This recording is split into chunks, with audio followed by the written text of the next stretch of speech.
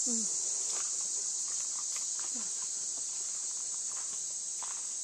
the sound of a horn. We must be coming near civilization here.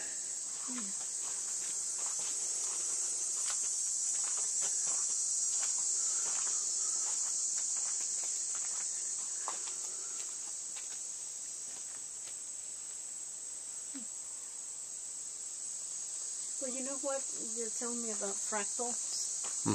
Like those are the rocks and the little openings. Right, exactly. It's an example of fractal development. Right, exactly.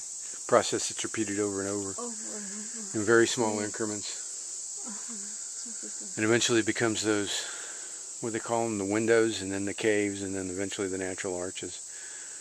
But each one of those would eventually develop into one, although they come together. You know, some of them come together and probably make the whole. But you're right. Tree kind of mimics the little, like the tree trunk mimics the openings of the. Well, it has to adapt to the. This one. Yeah. That one. Has to adapt to the rock, and up it goes.